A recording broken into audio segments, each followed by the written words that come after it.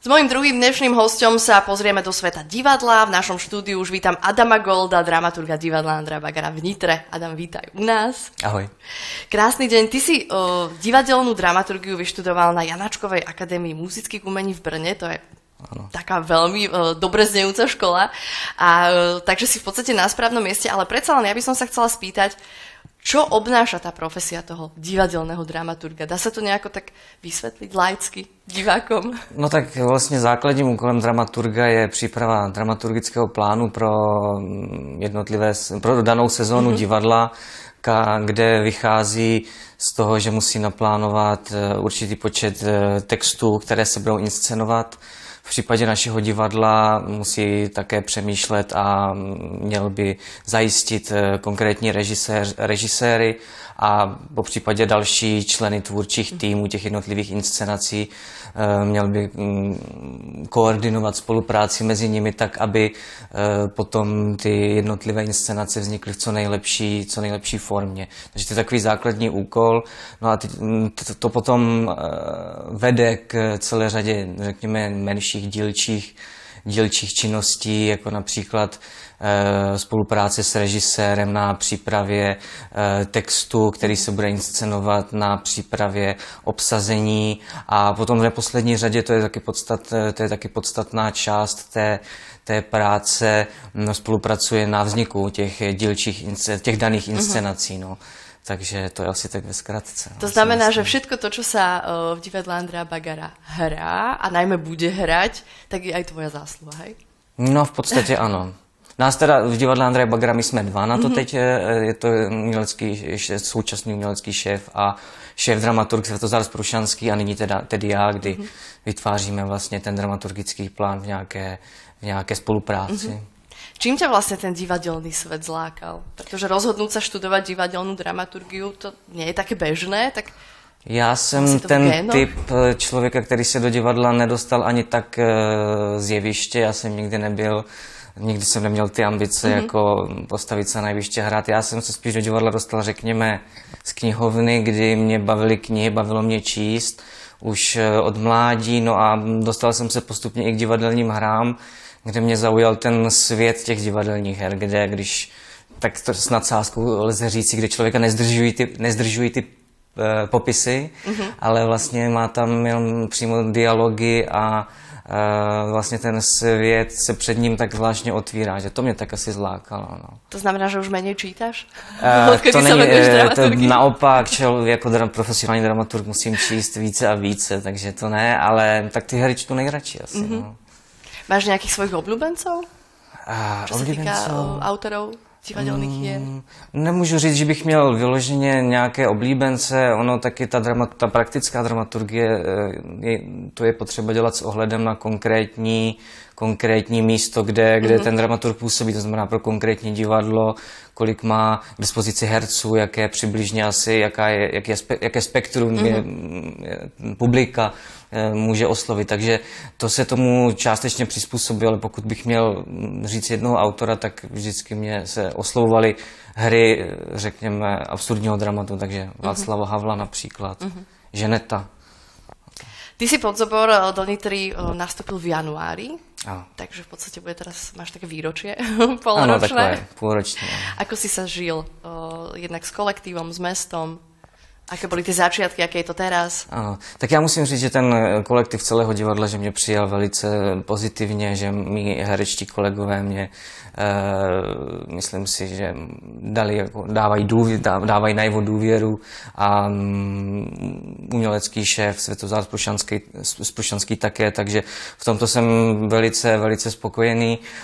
A s městem musím přiznat, že ne vždycky je tolik času, kolik člověk by chtěl na to, aby se s ním zžil, ale tak snažím se vlastně se s ním zžít, ale nemůžu zatím říct, že by se mi to více nějak povedlo. No. Tak predpokladám, že sa tu zdržíš nejaký ten pátek, tak budeš mať určite čas. No a čo hovoríš na divákov a na takú ich chuť chodiť do divadla, lebo ja mám pocit, že celkom sa divadlo Andreja Bagara v Nitre teší návštevnosti. Já s tebou souhlasím, promiň. Myslím si, že tady divadelní publikum je velice vzdělané, velice a dokáže ocenit vlastně inscenace, které my pro ně, nebo které divadlo pro ně vytváří. Takže tady, o čem myslím si svědčí i poměrně vysoká návštěvnost toho divadla. My se snažíme tu dramaturgii, nebo myslím si, že toto je taková dlouhodobější koncepce toho divadla, že se snaží nabídnout pestré spektrum, pestrou škálu, jak žánrovou, tak tematickou tomu publiku. No. Takže by každý divák měl najít to, co jemu se líbí v tom repertoáru. Ale tým, že to zameranie toho diváka je také všestranné, že nie je vysadený iba na komédiu, iba na nejakú drámu, tak možno o to ťažšia úloha zase pre toho dramaturga, nie? Poskladať tú sezónu. Tak v něčem je to těžší a v něčem je to zase větší radost, že člověk není nějak výrazněji v tomto svázaný. No. Takže to nevím, jestli je to úplně jakože nevýhoda. Já v tom spatřuji i jaksi pozitiva. No, že... Dôležité je pozerať sa pozitívne na ten život a na všetko, čo prináša. Sezóna 2015-2016 sa skončila. Ako by si ju vlastne z tej tvojej pozície zhodnotil?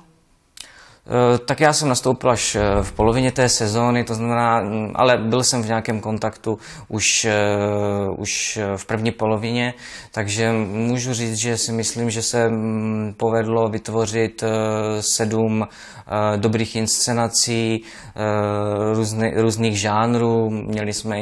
Začali jsme inscenací vlastně současného dramatu.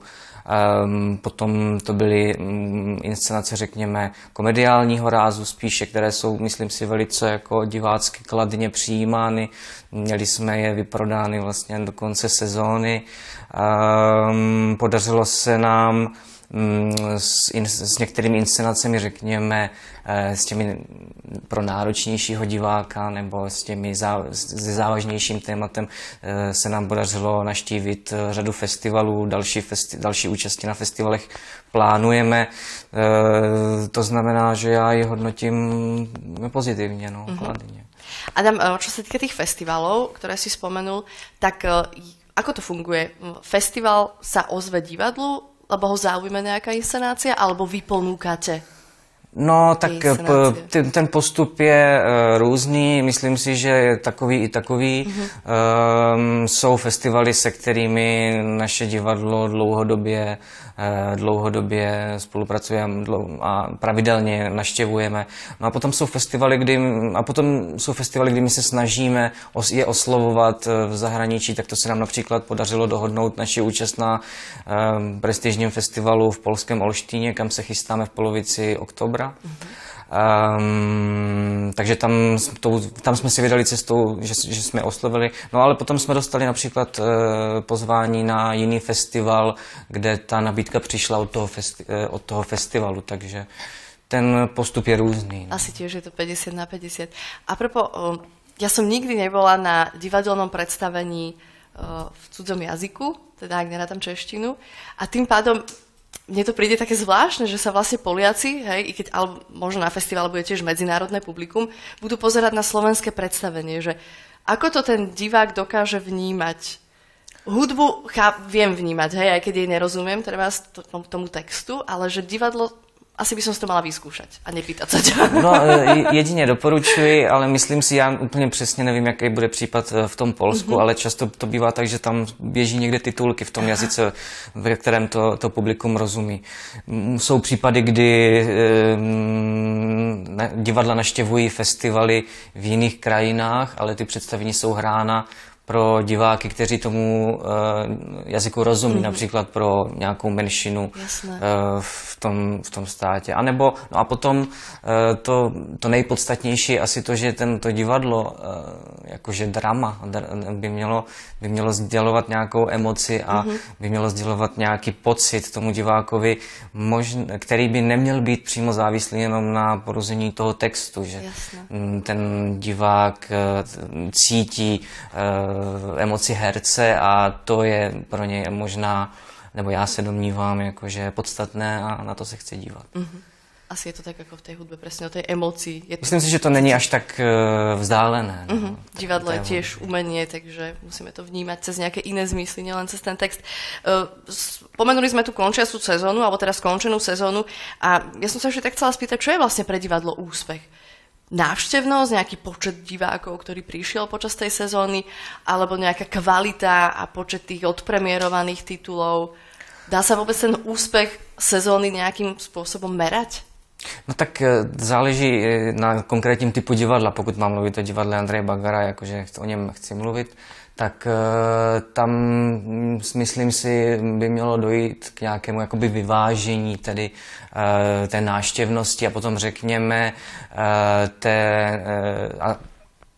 zvyšování, ale zároveň zvyšování, řekněme, umělecké náročnosti některých inscenací, protože divadlo nemůže být jenom zábavou, to by nebylo dobře, si myslím. A když samozřejmě člověk se chce bavit, to znamená, že my nabízíme i tyto inscenace, ale myslím si, že to musí být nějaký v poměr té návštěvnosti, která potom generuje, řekněme, nějaký finanční efekt, ale zároveň nesmí to být pouze postaveno jednostranně na tento směr. No. Asi je dôležité to, že si povedal, že nejakým spôsobom si vychovávať toho diváka. A ja mám taký pocit, teda neviem, oprav ma, ak sa mýlim, ale ja som počas tejto sezóny zaregistrovala, že vlastne po niektorých predstaveniach boli besedy s hercami. Ano, to je jedna z našich aktivit, kterou se snažíme rozvíjet, že pořádáme besedy s tvůrci té inscenace nebo přímo i s herci.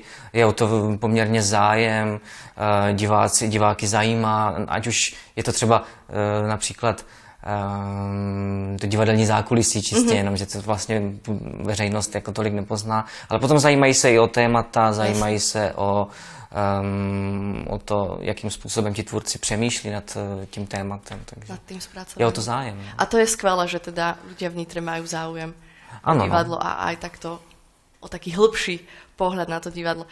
No, môžeme sa rozprávať trošku aj o tej nasledujúcej sezóne? Vieš niečo prezradiť, čo nás bude čakať? Ano, můžu prozradit, že ta příští sezóna se bude soustředit na texty slovenských autorů. Kromě dvou takových vlastně výrazných textů slovenské moderní klasiky jsme iniciovali vznik původních slovenských her, to znamená, ti autoři napsali přímo pro nás, takže nás čekají vlastně i pět světových premiér. Ta sezona se bude jmenovat Made in Slovakia. A bude, jak říkám, bude v nich 7 inscenací. Začínáme hned první inscenací velkovýpravným muzikálem o životě papeže Jana Pavla II. A snažili jsme se zachovat určitou žánrovou pestrost i tematickou.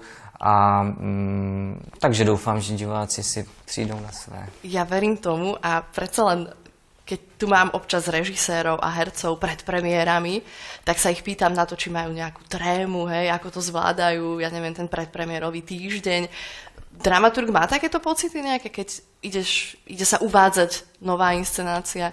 Alebo už prežívaš ďalšiu inscenáciu? No ano, tak ten dramaturg v podstatě pracuje na více inscenacích v podstatě zaraz. Jednu zkouší, další připravuje a třetí připravuje třeba ze 30%. To znamená, že ono se to tak trošku jako rozmělňuje, takže ta tréma je vlastně pořád. Skvěle. Ale předpokládám, že divadelné prázdniny si užiješ aj ty, aspoň trošku. No doufám. Tak držím palce, načerpaj veľa energie a nech teda tá sezóna 2016-2017 divadlu Andreja Bagara v Nitre opäť vyjde na jednotku. Děkuji. Ďakujem, Maja.